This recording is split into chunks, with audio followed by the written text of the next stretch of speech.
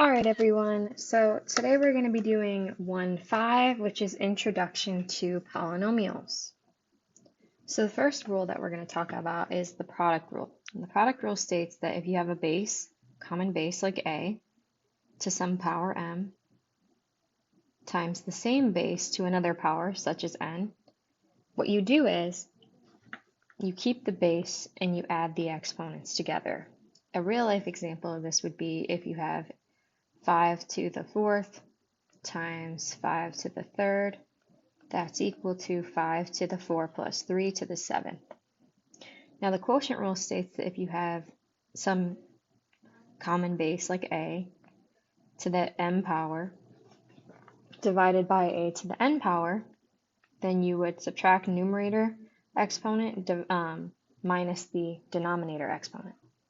Same rule applies if you have 5 to the fourth over 5 to the third. That's 5 to the 4 minus 3, which is 5 to the first power. Now the power rule states that if you have a base like a to some power m, and you put that to another power, you would multiply those powers together, such as 5 to the fourth, then to the third is 5 to the 12th. Next is the negative exponent rule. The negative exponent rule states that if you have some negative exponent on a base, you can take that number and put it under 1 and make it into a fraction and make the exponent positive. Now this also works the other way around. If you have a negative exponent in the denominator, it can come up to the numerator and become positive. So for example, if we have 5 to the negative fourth, that's the same thing as 1 over 5 to the fourth. And if we have 1 over 5 to the negative fourth, that's the same thing as 5 to the fourth power. The zero exponent rule states that any number to the 0 power is 1, with the exception of 0, like 5 to the 0 power is 1. And the negative exponent quotient combo basically states that if you have a negative exponent quotient on the top and the bottom, you can flip them around and they become positive. Like 5 to the negative fourth over 5 to the negative third. That's 5 to the third over 5 to the fourth, which is 1 over 5 to the first. Now we're going to talk about degree and number of terms classification. So every polynomial can be classified by degree and number of terms. So these are two separate classifications that are independent of each other. So if you have a degree 0 polynomial, this is called a constant polynomial. If you have a first degree polynomial, it's called linear. Second degree is called quadratic. Third degree is cubic. Fourth degree is quartic. And fifth degree is quintic. Now the number of terms is also the second type of classification we can have. If you have one term, it's called a monomial. Two terms is called a binomial. Three terms is called a trinomial.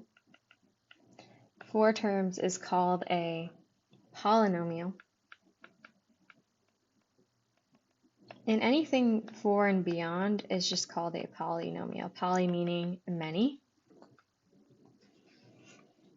So the directions for 1 through 8 says use the charts above to classify each polynomial by degree and number of terms.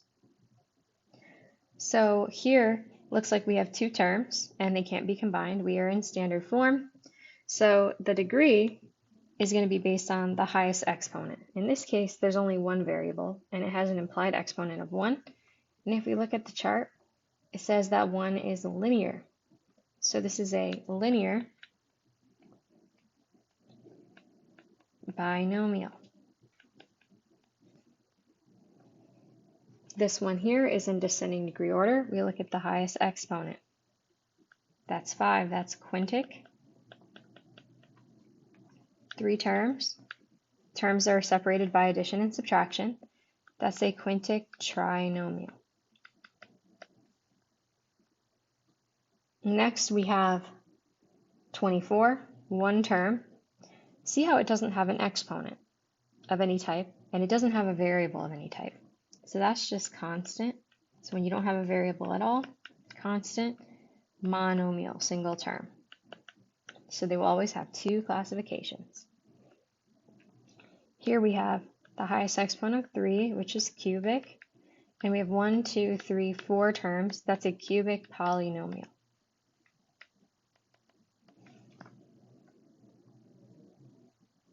Highest exponent 2, quadratic, 3 terms, trinomial.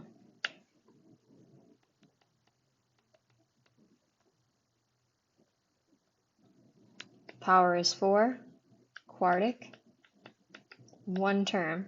There's no other terms here, monomial. An example of a cubic binomial. Cubic means you need to have a variable to the third power, and binomial means you have to have 2 terms. So we have options. We could just do y to the third minus 1. You could do 4x to the third minus 4x, anything like that, as long as you have 2 terms and the highest exponent is the 3. A linear monomial, linear means you have an exponent of the power of 1, or just the exponent, or the variable itself without the exponent is an implied 1, and monomial means a single term. So you could do like 4x, do x, you could do a, 3a, negative 5a. Those are all options for that one. So now we're going to talk about how you write a polynomial in standard form. So you add the variable degrees in each term to find the degree of the term, write the terms in descending order, and then for ties, you order the terms with the same degree alphabetically.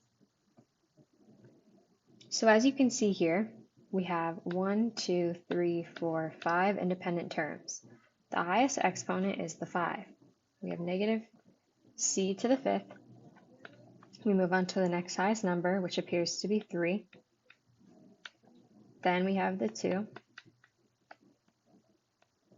Then we have 8c, and then last comes the constants. And that's how you write a polynomial in standard form.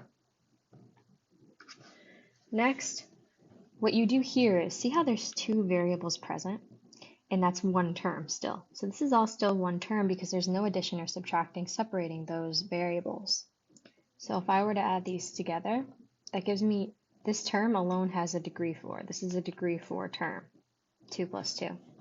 This has an implied power of 1 on each of these. 1 plus 1 is 2. So this is a degree 2 term. And then these ones are just obvious. This is a degree 2 and a degree 3.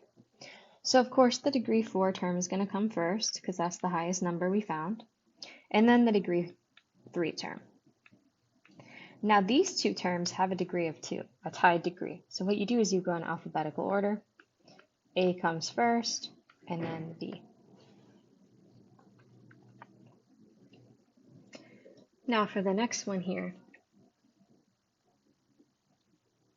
this is 1 plus 2, which is a 3 degree term, a 2 degree term, 1 plus 3, 4 degree, 4 degree, and this is just 0 degree because it's a constant. So we have 2 tied for 4, but the x comes alphabetically before the y. So we have 9x to the third y minus y to the fourth, and then plus 5xy squared, which is the third. So I sometimes will cross them out as I go to keep track, minus x to the second, and then plus 2.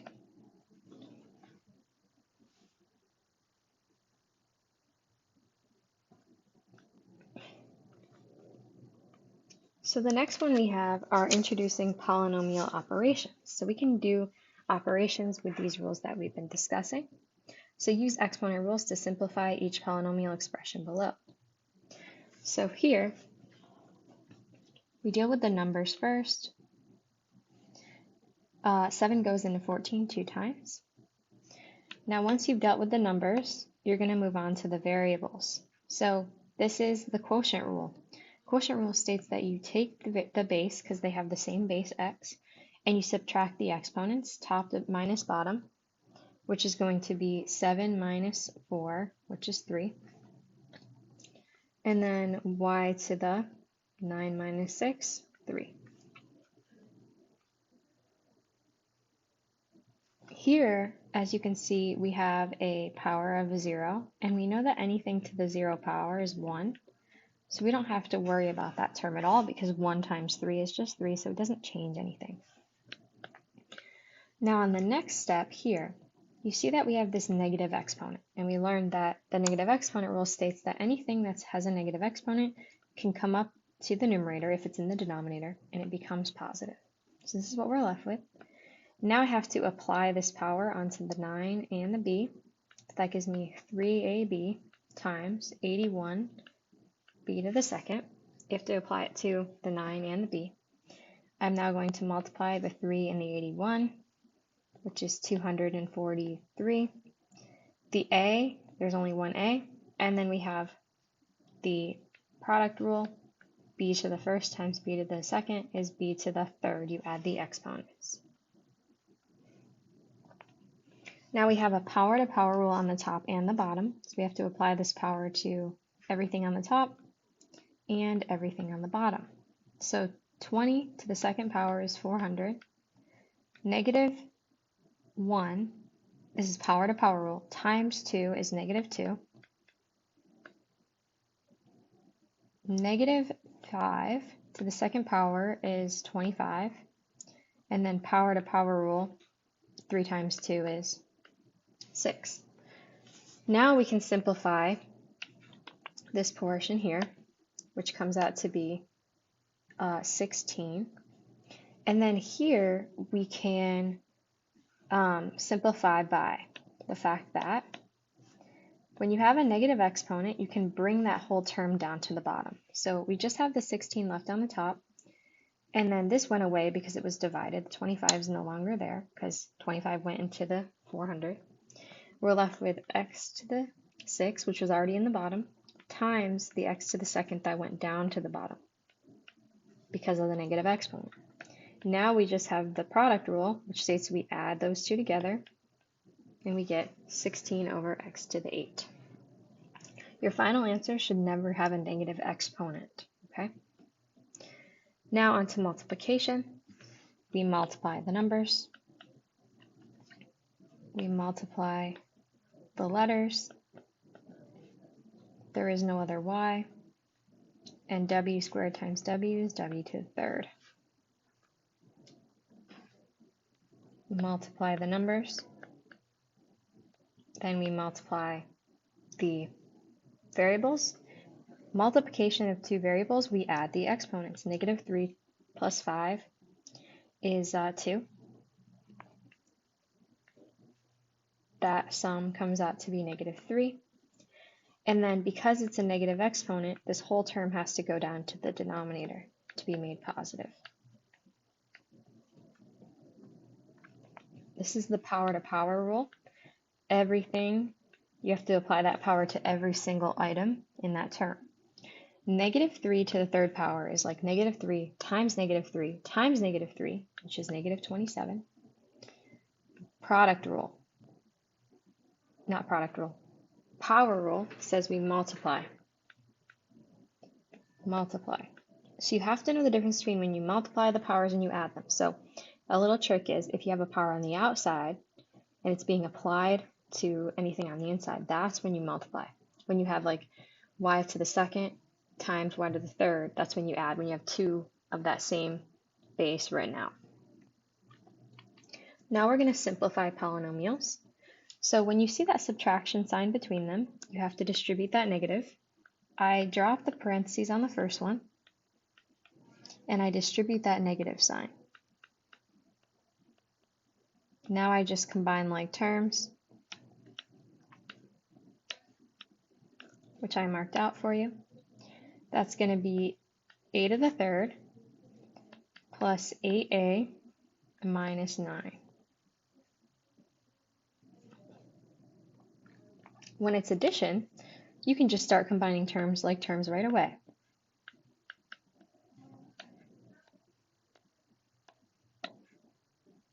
Negative 14x,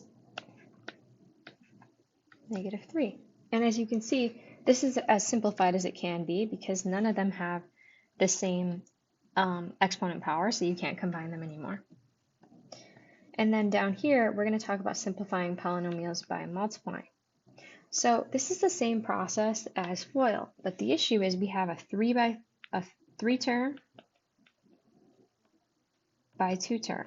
So the result is going to be always the product of the number of terms. So we're going to end up with 6 terms when we do this. Now that doesn't mean that they can't be combined, like there are going to be no like terms, but you're going to end up with 6 terms.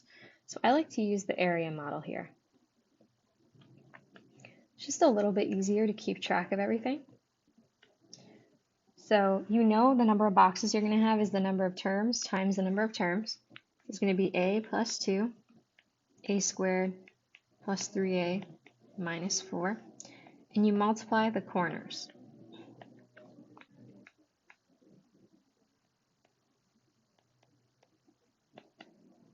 And then as you can see, we have like terms here and here, and here and here. That leaves me with a to the third plus 5a squared plus 2a minus 8. And then same procedure here. We do our box.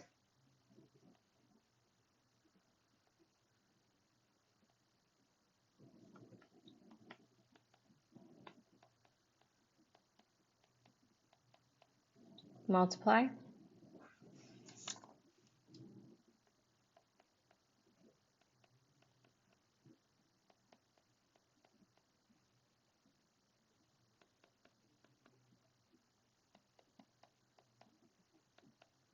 And then combine like terms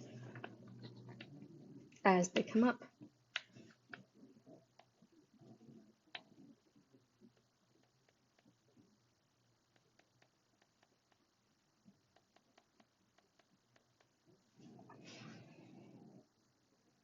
And yeah, that's pretty much it.